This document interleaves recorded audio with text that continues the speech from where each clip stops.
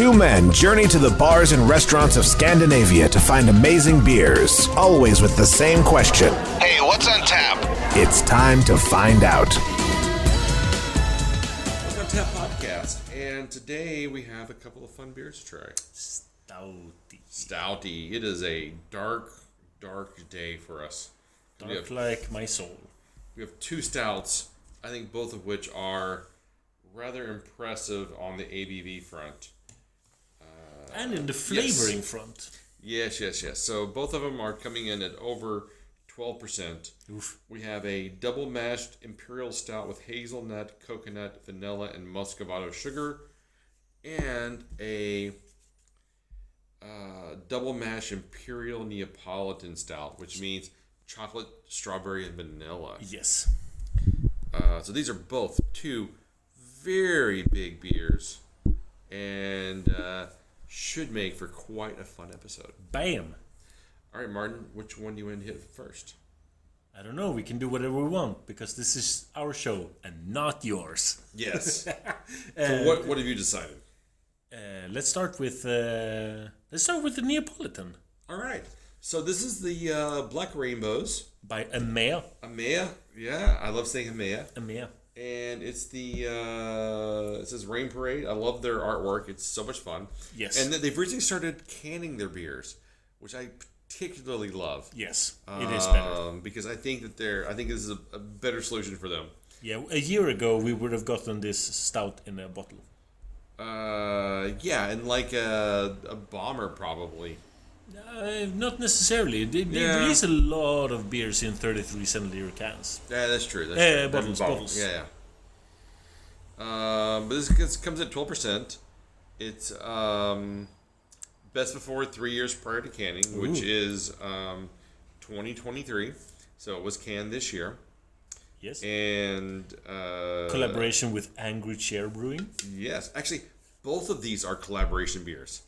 Ooh. So we have two collaboration beers today. Angry Chair, well known for their stouts and their heavy adjunct flavored stouts. Not quite in the, I would say, heavy pastry camp, but pastry adjacent. Angry Chair are quite pastry. You think so? You think? So for me, I think pastry. I think actually Omnipolo, which is just like syrups and adjuncts and flavoring elements and things like that. So I consider them to be serious pastry beers and not circus pastry. Right. I guess it's a real difference here. Is like Angry Chair does a lot of like German chocolate cake stout and things like that. That's pastry. It is pastry, but it doesn't taste artificial. No. It tastes like coconut and chocolate and cherry, and it tastes amazing. And I think that Amager does really, really good stouts, especially in their double mash line. I think their double mash stouts have been more or less phenomenal. Just their regular double mash that comes out every year is always one of the beers I look out for. It's always really, really good. Yes. And so to combine that with the chocolate and strawberry and vanilla flavors, combined with Angry Chair, I think this should be quite interesting. It doesn't smell very much. A little bit of like oats and unfermented malts. Yeah, it does not have a high... I would expect it to smell... cereal, almost. Yeah, I'd expect it to be more strawberry and vanilla and chocolate in the nose, but you're right, it just smells like you said, cereal-y kind of on the nose. But let's see if Let's see if the flavor...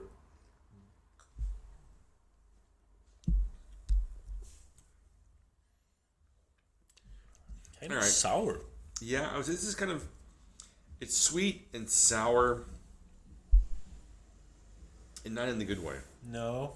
It's almost like you took dehydrated strawberries and ate a dehydrated strawberry, because that has that kind of that tartness to it. Because it's kind of... I think you're getting from the vanilla. I think you're getting from the lactose, the vanilla part of it, combined with the strawberry part. You're getting that kind of dehydrated strawberry kind of sweet tart flavor. Yes. So the after flavor, more and more of the nuances of a Neapolitan ice cream comes forward. But overall, right now, this is kind of a miss for me. Yeah.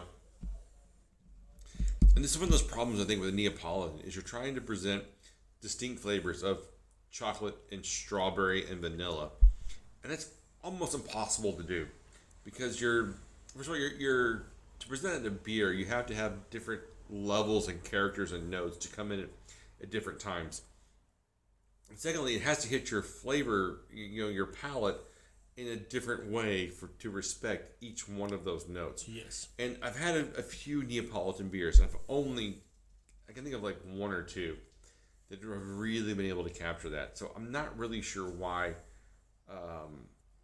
brewers want to do this kind of beer, because it is a seemingly Herculean feat for very little reward on the end. Yeah. I'm getting close. I'm getting no chocolate. No, the chocolate's not there at all. Close to no vanilla, and an overwhelming amount of incorrect strawberries. Yeah. And I would say like freeze-dried, dehydrated strawberries are really prominent. The vanilla is more or less in the sweetness of the beer, not really its own distinct flavors. And the chocolate is it just doesn't exist. This is a huge disappointment. Yeah. I was saving this to share with you. Well, I appreciate that. And I'm really glad you did, because I'm always up for trying new beers, especially from Amager, because I really, really love them. However, I think this comes in at a flat 2.5 for me. Yeah, 2.75, Yeah. 3 maybe. But no. Yeah. It's just not very good. It's just missing all of the flavors that it promises on the can. Yeah. I'm also kind of allergic to the style sour stout. Ugh, it's the worst. Some not care brewers for just it. aim for it, and it's never good.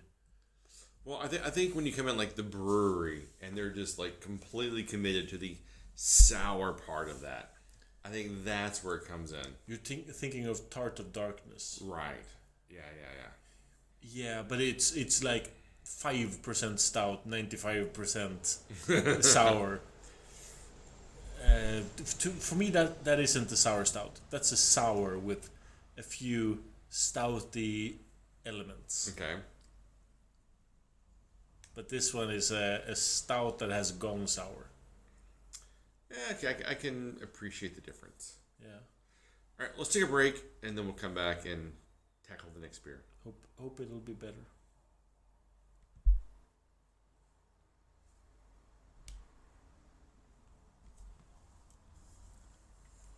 Okay, ready for next beer? I am excited and anticipating something that will titillate my taste buds. Well, we have Even More Tennis Elbow. By Hoof. Right, and maybe you can tell who the collaboration is between. Well, first of all, just the name, Even More Tennis Elbow. Yeah, so it's Evil Twin. Right, and it's Jeppe. it is. So if you look at the can, of course, Even More Tennis Elbow is very much a play on the Even More theme that Evil Twin does. But if you look at the can, there's two people playing tennis, and one of them is in, I guess, decent shape, and one of them is completely out of shape. And the one in decent shape is Jeppe. Yes. And so, yes, it is an Evil Twin and Hoof-Hearted collaboration. It's a 13% double mashed imperial stout with hazelnut, coconut, vanilla, muscovado, sugar. That's a lot of stuff going on there. Yes. I have. It also doesn't have that much of an aroma. I'd say it smells sweet. You definitely get the sugar off the nose. I would say kind of almost marshmallowy in the nose itself. But again, that's probably coming from the vanilla and muscovado, which is it's kind of two of the very sugary, sweet ingredients that you have. Sure. All right. Let's try it. Cheers.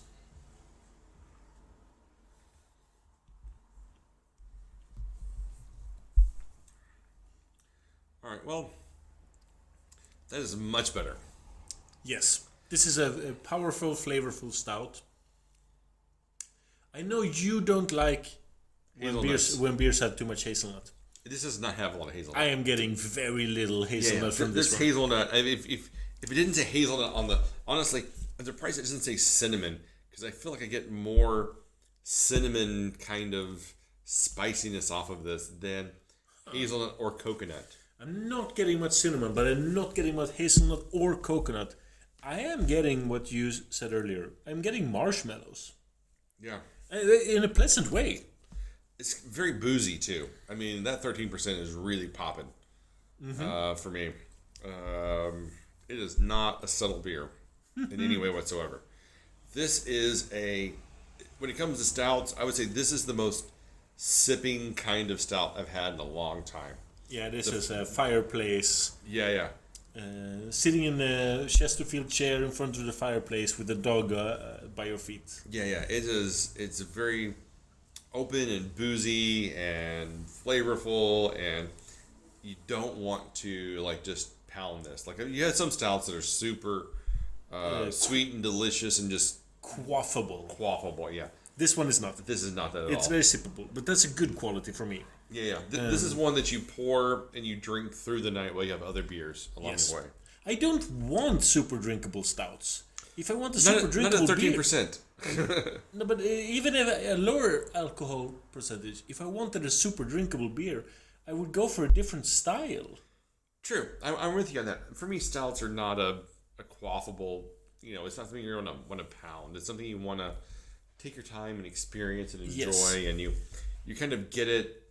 So a lot of times when I go to a beer bar, I'll order 2 lighter beers, IPA or Goza, Pilsner or whatever, and then I'll order a stout on the side. I'll just I'll try it and I'll just let it sit. And then as I order beers, I'll drink it through the process of when I'm sitting at the bar. But they're usually not beers I just want to pound, And I think this is a great example of that. It's tons of flavor. It's very interesting. It's got a bit of a boozy nose to it, which I think will probably dissipate as it sits longer in the glass. So it'll probably become a little less boozy. I think it's just a really good beer. I totally agree. When I say that I don't want super quaffable stouts, what I often try to do is I try to pair a beer style with a certain mood or situation. Like, certain beers are super good for a welcome drink or an aperitif. Some beers are great to go with food. And some beers are great as a dessert or with dessert, or like this chilling out after dinner. Right, for anal, I got it. Exactly. So if I go for the dessert or afterwards beer, I want something like this beer. Yes. Because this is what I expect from a heavy stout. So a lot of times we drink beers unseen, untested. Swedish terms, taking the pig in the bag. Yes. Cat in the bag might be a term in other languages. It's not a real term in any country, but go ahead. It totally is. But when you're just guessing, you need to make an educated guess. And having a super drinkable stout for dessert is just like, oh no, I picked the wrong stout. Yes. I was tricked. This one is exactly what it says it is, and it does it well. I'm super happy with this one. Yeah, it's actually, I have a bit of a mixed bag here. I think it's a very, very delicious and tasty stout. However, does it say hazelnut, coconut, and vanilla, and burnt sugar? Not really. I mean, it's very, very drinkable. If I didn't read coconut on the label, I would not know there was coconut in this beer. No. If I didn't read hazelnut on the label, I would not know there was hazelnut in this beer. I don't think it would taste like marshmallows without those ingredients. Yeah, maybe it's just an amalgamation of everything, and therefore it's presenting itself in this other form. But, I mean, I've had beers with hazelnut and coconut, and they're so so individually distinct. Yeah. That when done well, you do get hazelnut and you do get coconut. this is really weird that I'm arguing for more hazelnut and when you don't like it. I don't like it, but I feel like because I can't tell it's hazelnut, I don't have that instinctive feeling about it. Huh? And same thing with the coconut is I don't feel the coconut on this. I feel it is a very delicious beer, and it's very, very drinkable, but it is missing that, complexity. Maybe. Sure. I'm looking at it from a different perspective, I guess. So what's your perspective? It's a 4.5. It's a 4.5. Wow, that is huge. So what makes it a 4.5 then? It's super delicious. It's super balanced, coming together in a marshmallow flavor. The mouthfeel is thick and rich and coats my mouth exactly like I want a thick imperial stout to feel like. The aftertaste is long and lingering, keeping these sweet, sugary, marshmallowy notes. Mm-hmm. It's hitting my spots. Wow. I completely understand all of that. But you do not feel it yourself. But I just feel that I want more coconut. I want more hazelnut. Disregard. We should have drank this one blind. We should have just poured it. Someone else should have poured it in our glasses. We should just be able to look at it, smell it, and taste it, and we would go, "Wow, this is an amazing marshmallow stout." It is. Wow, wow, wow, wow, wow. All right, but if you're gonna put descriptives on the can, the descriptives need to mean something. Yeah, but it probably contains the stuff. Right. I don't think they're lying. I don't think they're lying either, but I don't think it's present in the flavor profile. No. All right, so you're giving it a 4.5. I'm going to give it a 4. Oof. It's still a very good beer. It's still really, really good. Burn. It's just not what it promises. The hoof-hearted brewer is now hanging his head in shame. He will no longer listen to our podcast. Well, if he's turning out swill like this, I hope that he does. No, I don't promise that. No, it's a really good beer, and I think it's a great stout. I just feel like if I had either a little bit of coconut or a little bit of hazelnut, then it would probably become a 4.5. As a drink on its own, it's very, very tasty. I completely enjoy it. It's just not doing all the things it promises on the label. You're allowed to be wrong. No, I'm completely right. All right, so you can find us online at what'sontappodcast.com. Instagram, Facebook, YouTube, Spotify. We are Pod Syndicate. But not on Hoof-Hearted's Instagram. Well, not yet. Who knows? We burned those bridges now. We have not burned any bridges. You burned them. I repair bridges. You burned them down. No. No. Did you say iTunes? Possibly. No, I don't think you did. See you next time.